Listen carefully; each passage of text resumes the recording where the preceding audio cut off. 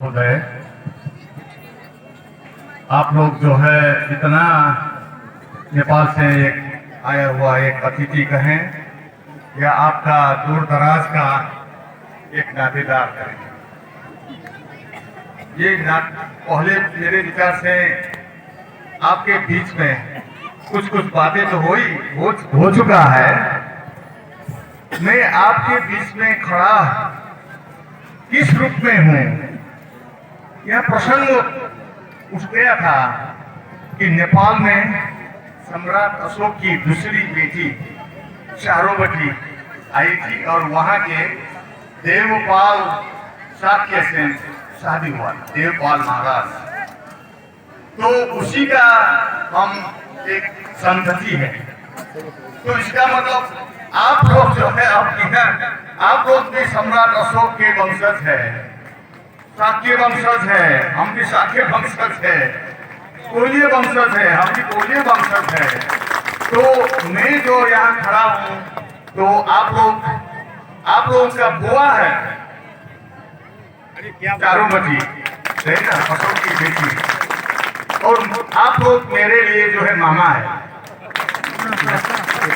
और यह जो आप लोग जो है आप लोगों का दीदी का है चारोवती मौर्य को, सम्राट अशोक की बेटी, अथवा आपकी माँ, आप लोगों की मैं आप बहन दीदी लोगों से कह रहा हूँ कि आपकी माँ की बहन रही होगी। तो इसलिए आपका भी मैं क्या कहें, ये आपकी जो है बहन का बेटा है। तो आप लोगों के बीच में मैं एक मामा के घर आ रहा हूँ और आप लोगों से भी मिल रहा हूँ। आप लोग सबको अभिवादन। आप लोगों का बुआ और आप लोगों का माता का बहन वो नेपाल में शादी हुई थी, वो चारोवती सम्राट अशोक की बेटी। वहां जो है सम्राट अशोक के समय में सम्राट अशोक भी आए थे। तो वहां एक नया फिर धर्म का जो है सभ्यता सृजना हुआ था, निर्माण हुआ था। दो नगर बस गए, ये देवपतन चारोवती के जो हस्बैंड देवपाल महाराज के नाम में, और दूसरा सम्राट अशोक के नाम में अशोकपटन। आप लोग जब काठमांडू आएंगे तो वहां 4 पुराना नगर मिलेगा, और वही 4 नगर आज के समय में भी नेपाल का सबसे सभ्यता और संस्कृति से भरपूर और नेपाल का पहचान वही 4 महानगर है। वो 4 महानगर भगवान बुद्ध के समय में जब कपिल वस्तु में कौशल का राजा विदुरथ ने नरसंहार किया था शाक्यों और कोलियों को, तो वहां से बहुत से लोग इधर उधर भागना पड़ा।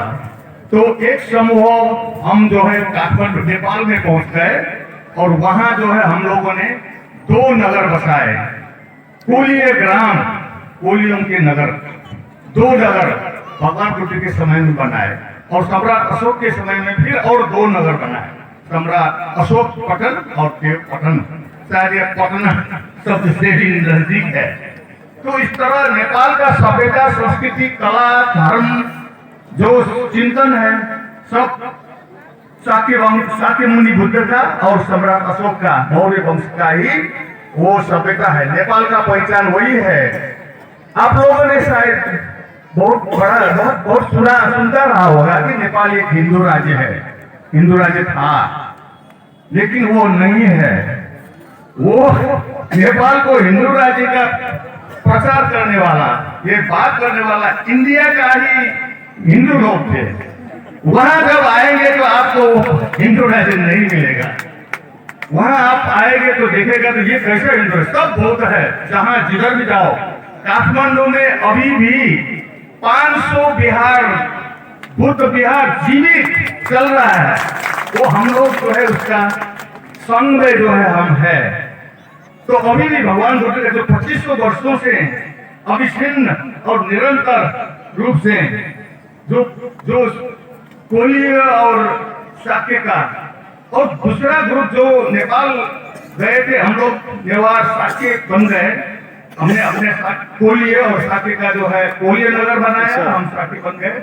और थोड़ा सा 100 किलोमीटर दक्षिण जब पहाड़ खत्म हो जाता है, ये नेपाल भारत का जो बॉर्डर है, तराई एरिया है, वहां जो है जो ग्रुप पहुंचे वो मौर्य बन गए, वो भी साके कोलिये ही है मौर्य। तो वो लोग ने नया एक राज्य बनाया, वही मौर्य राज्य जो है बढ़कर वहां से जो बढ़कर चंद्रगुप्त मौर्य जाकर मगध का सम्राट बना और उसी का पोता सम्राट अशोक बना। तो आप लोग भी उसी वंशज का भागीदार हैं। तो हम और आप लोग एक ही बिरादरी के लोग हैं। इसीलिए भारत में जब हम आते हैं तो कुछ साल पहले जब आते रहते हैं तो हमारे मन में था ये भारत में इतना जो शाक्य मौर्य कोलिये और जो है नातेदार यहाँ होना चाहिए। लेकिन मुझे 6 वर्ष में इलाहाबाद में स्टूडेंट रहा था, लेकिन कोई भी नहीं मिला। हमने सोचा कि सिर्फ हम ही बच गए। तो पहाड़ के जो बीच में कोई नहीं आ सकता था, बहुत सेफ सिक्योर है, चारों तरफ पहाड़ों से घिरा हुआ है।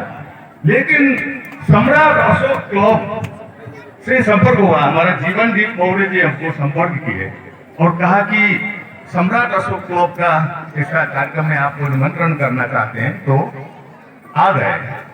आने के बाद हमने सोचा कि कोई शाक्य है, कोई मौर्य कोई नहीं, अथवा कुशवाहा है, वो कोलिया है वो हमारे हिसाब से।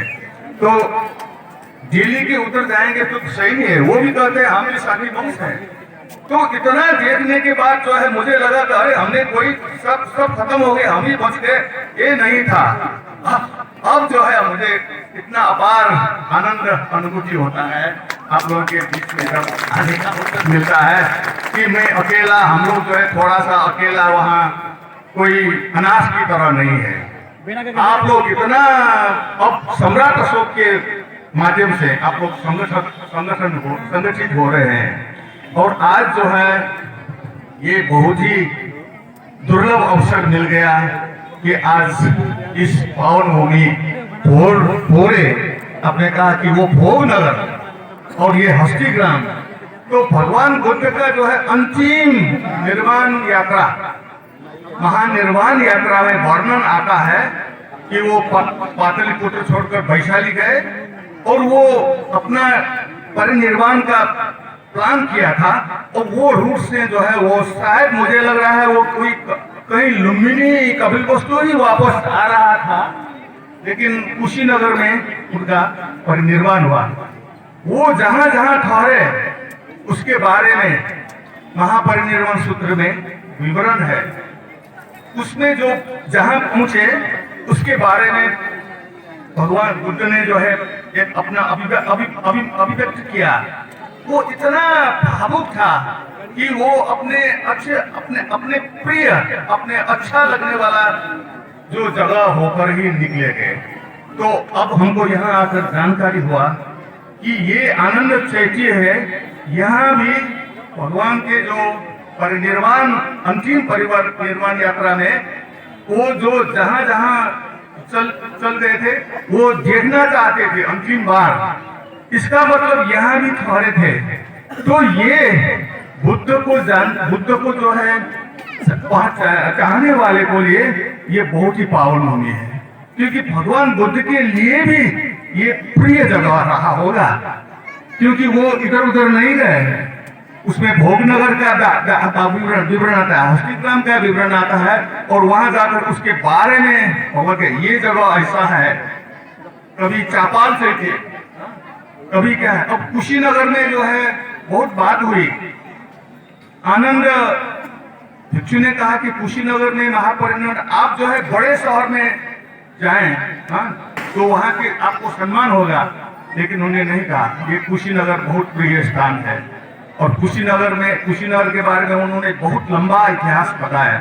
तो हर जगह का जो इतिहास भगवान को दूसरे जगह को बड़े बड़े जगह थे, तो उसको महत्व नहीं दिया। भगवान बुद्ध ने वो जो अंतिम परिनिर्वाण यात्रा में जहां जहां ठहरे उसके बारे में वो बहुत महत्वपूर्ण रहा होगा। अथवा इसका अर्थ हम ये ले सकते हैं कि यहाँ उस समय का जो है भगवान बुद्ध का जो उपासक उपासिका है अथवा यहाँ का राजा महाराजा जो भी हो, शायद वो भगवान बुद्ध का जो है बहुत अच्छा अनुयायी रहा होगा, भगवान बुद्ध के लिए प्रिय अनुयायी रहा होगा। तो इस जगह में आप लोग गोपालगंज क्या है ना, तो आप इस जगह का नागरिक है, तो आप लोग बहुत सौभाग्यशाली है कि भगवान बुद्ध का एक अपना प्रिय जगह में आप लोगों का जन्म हुआ अथवा आप लोगों का जीवन निर्वाह हो रहा है। इसीलिए आप लोगों को हृदय से मैं अभिनंदन करना चाहता हूँ। अब आज का विषय में आता हूँ। आज का विषय धम्म विषय धर्मनिरपेक्षता है। ये अभी जो है हमारा क्या अफरोज खान साहब आपने हमको जो है ध्यानाकर्षण करिए। अभी अभी नेपाल में बहुत बड़ा आंदोलन हुआ, जैन जी, वो युवा लोगों का आंदोलन था, वो कोई पॉलिटिकल पार्टी नहीं था, उसमें कोई नेता नहीं था। लेकिन जब वो करीब 15 वर्ष से लेकर 27 वर्ष तक का वो लोगों का जो है सोचफुल है, वो आंदोलन सिर्फ 2 दिन चला, उसका नेता पता नहीं, सिर्फ वो हमारा जो सोशल मीडिया मोबाइल में फलाने जगह में हम एक आंदोलन करना चाहते हैं, प्रदर्शन करते हैं, सब ढीला हो जाता। तो वहाँ हजारों विद्यार्थी और युवा लोग जमा हो गए। तो उनका सिर्फ 2 मार्ग था, 2 नारा था, एक नेपाल में सुशासन और भ्रष्टाचार से मुक्ति। ये 2 बात थी, उसमें कोई राजनीति नहीं था, कोई पार्टी नहीं था। तो ये जो नया युवा है, उन लोगों ने मान किया कि जो पार्टी का नेता लोग जो सत्ता में जाता है बहुत भ्रष्ट हो गए और राष्ट्र जो है आगे नहीं जा पाया, और शासन में जो है सुशासन नहीं रहा। जहां भी सरकारी अदालत जाएंगे तो घूसखोरी, पैसा के बिना काम नहीं होता, लोगों का जीवन तबाह हो गया।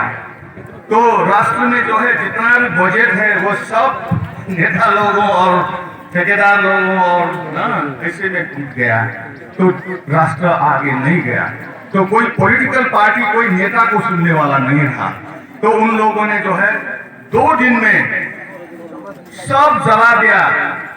संसद भवन इतना बड़ा अच्छा भवन था, वो चाइना का सरकार ने बना दिया था, बहुत बड़ा संसद भवन जला दिया 1 घंटे में फिनिश। और वो आकर जो है सिंह दरबार, जो प्रशासन का केंद्र, प्रधानमंत्री और मंत्री का जो सचिवालय है, उसको जो है जला दिया। वो भी 15-20 मिनट में सब लोग जाकर जला गया। कोई कुछ नहीं, आर्मी सेना कुछ नहीं कर सके, इतना वो लोग ईमानदारीपूर्वक कर रहे थे। तो इसके बाद सर्वोच्च अदालत को जला दिया, क्योंकि सर्वोच्च अदालत में इतना वो मुद्दा मामला में लोग फंसे हुए थे। जिला अदालत जला दिया, विशेष अदालत जला दिया, जेल सब तोड़ दिया, सब जेल तोड़ दिया, सब कैदी भाग गया। तो राज्य जो है सरकार नहीं रहा सुनने। तो इसके बाद फिर अभी जो है एक अंतरिम सरकार बनाया है और राष्ट्रपति एक को बचाया और सेना जो है उसमें कोऑपरेट कर रहा है। डर था कि कहीं सेना जो है वो कैप्चर करके फिर दूसरा ये डिक्टेटरशिप वाला अथवा सेना का राज्य न हो जाए, लेकिन ऐसा नहीं हुआ। युवा लोगों ने बहुत खबरदारी किया, अब कुछ बचा नहीं है।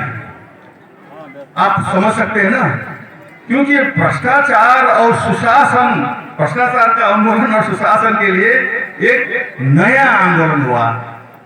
दूसरे देशों में भी हुआ, लेकिन नेपाल का जो है पूर्ण रूप से एक आंदोलन हुआ। जो हमारा जो माओवादी का जनयुद्ध था 10 वर्ष का, वो आंदोलन में जो स्थापना किया उससे भी आगे चला गया। तो हम लोगों ने 10 वर्ष पहले जो संविधान निकाला था उसमें गणतंत्र और धर्मनिरपेक्षता रखा था। धर्मनिरपेक्षता बनाया हम लोगों ने, बहुत संघर्ष किया। हम लोग उसमें युवा लोग, हम बुद्धिस्ट लोग बहुत किया, क्योंकि वो सदियों वर्षों से हिंदू राज्य कहता था, लेकिन वो हिंदू राज्य नहीं था। जब हम बुद्धिस्ट लोग और दूसरे भी सब धर्म के लोग मिलकर उसको धर्मनिरपेक्ष बनाया। वो धर्मनिरपेक्ष बनाने का मकसद ये है कि राज्य जो है किसी धर्म का आधार पर न चले, सब धर्म को जो है समानता और स्वतंत्रता हो, इसी के लिए अब हो गया। लेकिन धर्मनिरपेक्ष होने के बाद भी धम्म विजय नहीं हुआ था। अब जो जैन जी ने किया वो धम्म विजय किया, जो सम्राट अशोक ने 2200 वर्ष किया था। धम्म विजय का अर्थ धम्म के आधार पर शासन चले, धम्म के आधार पर समाज निर्माण हुआ, आगे बढ़े, धम्म के निर्माण पर हमारा परिवार आगे बढ़े, उसका आदर्श, धम्म के आधार पर हमारा संस्कृति निर्माण हो, सभ्यता निर्माण हो, आर्थिक समृद्धि हो। ये सम्राट अशोक का जिसने कि इतना बड़ा तलवार के आधार पर निर्माण किया था, उसने कहा कि तलवार के शक्ति से राज्य राष्ट्र नहीं चलता है। उनको रियलाइज हुआ और उसने बुद्ध धर्म को अपना कर, लेकिन आपने सुना नहीं, उन्हें बुद्ध धर्म नहीं लादा। सम्राट अशोक ने बुद्ध धर्म दूसरों को नहीं लादा, वहां उसने जो है धर्म स्वतंत्रता का मैसेज दिया, लेकिन सुशासन दिया, भ्रष्टाचार को पनपने नहीं दिया। वही धर्म विजय था। अब जो है आकर भगवान बुद्ध के 2500 वर्ष बाद नेपाल में एक झलक मिल गया। पता नहीं क्या होगा, सफल होगा या नहीं। और हम सुन रहे हैं कि भारत में भी ये नेपाल का जैन जी का आंदोलन भारत में भी आवश्यक है। पता नहीं क्यों है, मैं समझ नहीं सकती कि मेरा समझने का वो अधिकार भी नहीं है। इंडिया में भी जैन जी का ऐसा भ्रष्टाचार के विरोध